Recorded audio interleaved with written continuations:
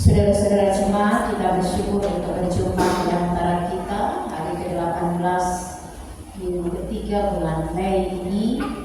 Didapati barang semua diberkati dengan sehat dan kuat.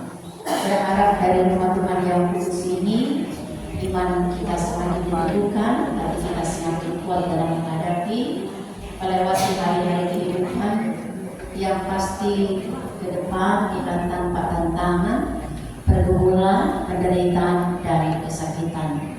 Tetapi pribadi, persekutuan, keluarga, umat Tuhan yang tetap setia menjaga ketaatan atas firman dan kehendak Tuhan pasti akan berbahagia di dalam Dia.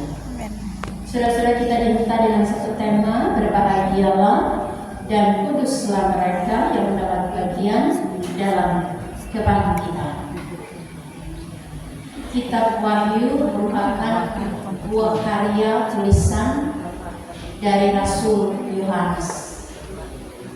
Pada saat dia ada di Pulau Patmos dengan penglihatan yang diwahyukan oleh Tuhan Allah sendiri.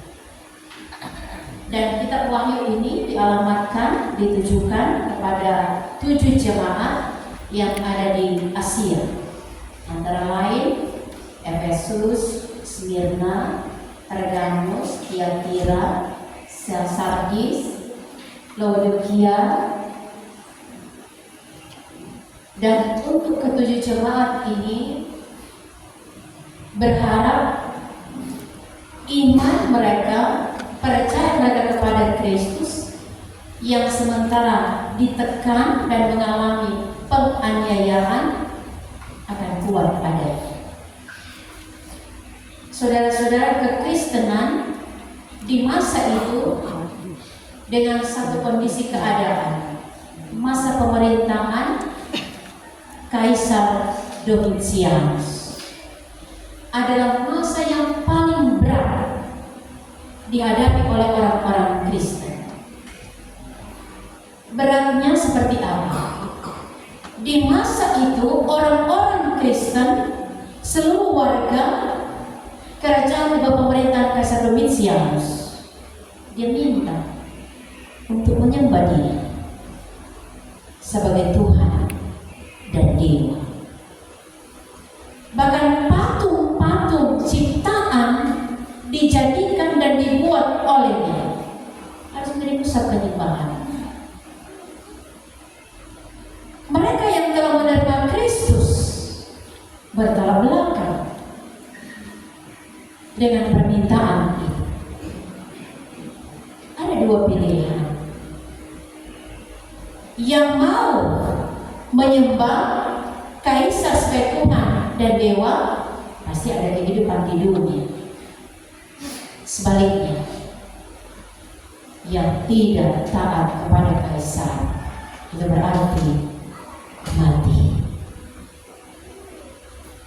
Ada yang tetap setia dan taat kepada Kristus sampai mati-mati. Tapi ada yang tidak bisa bertahan karena mau menikmati kehidupan di dunia. Saudara-saudara, dalam kondisi peperangan iman orang Kristen di masa ini, Allah hadir lewat penglihatan Rasul Yohanes di Pulau Patmos. Waktu Tuhan, Dia akan mengutus malaikatnya yang membawa kunci kerajaan maut, yang akan menangkap, mengikat, dan melemparkan naga si tua, iblis, Satan atau setan yang begitu kuat menguasai kehidupan dunia, termasuk membelenggu iman percaya orang-orang Kristen.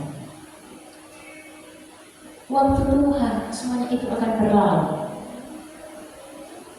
dengan segala kekuasaan si naga yang kuat itu, simbol kuasa jahat, simbol kekuatan dunia.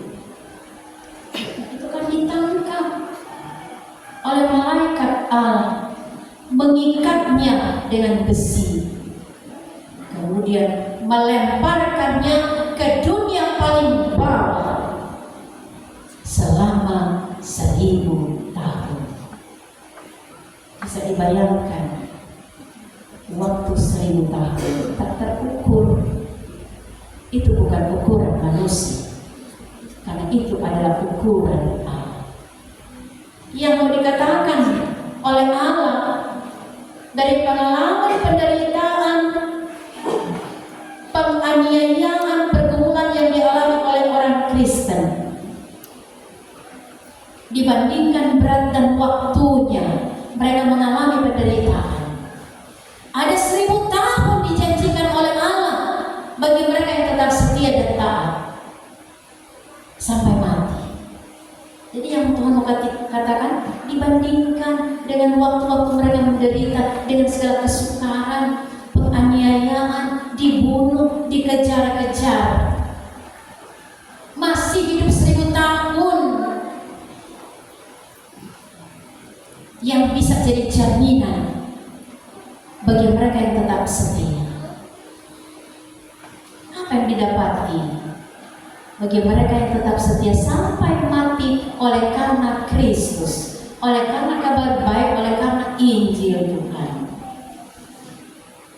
Yohanes melihat mereka nantinya akan duduk di takhta kerajaan 1000 tahun bersama dengan Kristus, akan memerintah bersama, akan menghakimi bersama dengan Kristus yang bangkit. Itulah kebangkitan pertama. Dan sesudah kebangkitan pertama, bagi mereka yang setia, mereka tidak mati lagi, tapi memperoleh kehidupan kekal. Jadi walaupun ada yang sudah mati, kepalanya dipenggal, tapi ingat, penderitaan dan kematian seperti itu, di balik penderitaan itu ada kebangkitan pertama yang menjamin kehidupan kekal mereka. Bahkan dilihat oleh Rasul Yohanes, mereka itu akan jadi imam-imam Allah, imam-imam Kristus di kerajaan 1000 tahun. Jadi apa artinya setahun menderita, 10 tahun menderita, 100 tahun menderita? Apa artinya sebulan sakit-sakitan, mengalami pergumulan, penganiayaan, dihina, difitnah karena Kristus? Apa artinya waktu-waktu itu dibandingkan 1000 tahun? Allah akan mengembalikan betapa berat penderitaan yang pernah kita alami masa-masa hidup kita di dunia ini. Orang Kristen kadang-kadang jadi simbol penderitaan. Dengan menerima simbol penderitaan, Allah mau kita menjadi pribadi-pribadi rumah tangga persekutuan umat yang kuat tahan uji, tekun dalam penderitaan. Karena di balik tahan uji dan ketekunan, apa yang dijanjikan Tuhan? Berbahagialah dan kuduslah kehidupan kita dari kebangkitan pertama itu. Terang tidak akan mati lagi, tapi kita akan memperoleh kehidupan kekal. Itu menjadi kekuatan penghiburan orang-orang Kristen di masa lalu yang menderita, teraniaya oleh negara, oleh pemerintah Kekaisaran Romawi. Saudara-saudara, bagaimana dengan perjalanan kehidupan kita di masa sekarang ini? yang Tuhan mengatakan menderita kadangkala banjir itu ternyata kecil dibandingkan 1000 tahun Allah menjamin kita menikmati kehidupan kekal. Bagaimana penderitaan dan pergumulan ketika kita hidup dalam kebenaran tapi kita difitnah, dihina, dibandingkan dengan 1000 tahun ada dalam jaminan Tuhan kita hidup bahagia. Memang kita banyak kali mengalami penderitaan dan pergumulan. Kita banyak kali mengalami kesakitan, sakit bertahun-tahun. Ada yang mungkin kurang lebih 10 tahun. Tapi dibandingkan dengan kehidupan dan masa 1000 tahun kecil adanya. Segala penderitaan yang kita alami di dunia ini. Saudara-saudara, banyak fakta mengungkapkan sekian penderitaan yang kita alami. Kadang-kadang kita diperhadapkan dengan satu sakit. Sakit dipukul itu sesaat akan berlalu. Tapi sakit ketika kita dikata-katai itu akan membekas untuk seterusnya, bahkan selamanya. Tapi ingatlah, sesakit apapun hati kita, seberat apapun kekecewaan kita oleh orang lain, ingat kita nanti ada di sebuah kerajaan 1000 tahun. Oleh pasca dan kebangkitan Kristus, segala perkara-perkara apapun, pergumulan, penderitaan, sakit, seperti apapun, kalau diusaikan oleh pasca dan kebangkitan Kristus. Itulah arti dan makna Yesus bangkit, untuk mengalahkan segala kuasa dosa, kuasa maut, kuasa sakit penyakit. Itu tadi dikalahkan oleh pasca dan kebangkitan Kristus. Makanya jadilah pemenang-pemenang di masa kini yang tidak lagi bisa dikalahkan oleh berbagai tawaran godaan dunia yang nikmat adanya, tapi sifatnya hanya sementara, tidak menjamin keselamatan kita, apalagi kita memperoleh kehidupan kekal. Bahagia untuk kehidupan kekal memang harus berjuang. Ada pengorbanan di sana, ada pengorbanan rasa, ada pengorbanan hati, ada pengorbanan materi, ada pengorbanan jasmani dan fisik, ada pengorbanan rohani. Tapi itu sebuah peperangan yang telah dimenangkan, telah dikalahkan oleh kuasa Paskah dan kebangkitan Kristus. Jadilah orang-orang yang telah menerima dan dianugerahkan kebahagiaan. Jangan kotori hidup kita ini hanya dengan kenikmatan-kenikmatan sesaat dan rapuh adanya, yang tidak akan pernah mengantar, apalagi jamin kita selamat di dunia dan memperoleh kehidupan kekal. Ingat saudara-saudara, kemarin, hari ini, dan untuk seterusnya, kita tetap menjaga keteguhan iman di dalam Kristus. Maka kitalah yang nantinya akan berkuasa memerintah bersama dengan Kristus yang bangkit di kerajaan 1000 tahun.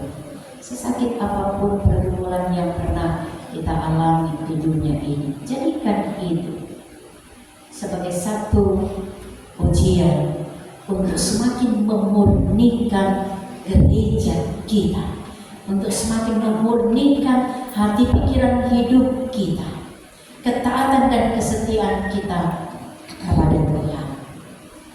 Sebab itu saudara-saudara, ketika kita diperhadapkan dengan kondisi-kondisi yang tidak enak, masalah-masalah dan pergumulan seperti apapun, penghinaan, difitnah seperti apapun, jangan pernah mundur bersama dengan Kristus Tuhan. Maju bersama dalam Paskah dan kebangkitan Kristus. Karena orang semua ada dalam kehidupan kerajaan 1000 tahun yang tak terukur dan tidak berbatas. Di sana sesungguhnya shalom, damai, sejahtera dijamin oleh Tuhan menjadi kebahagiaan kita. Berbahagialah kita tetap menjaga iman kita di dalam Kristus. Amin.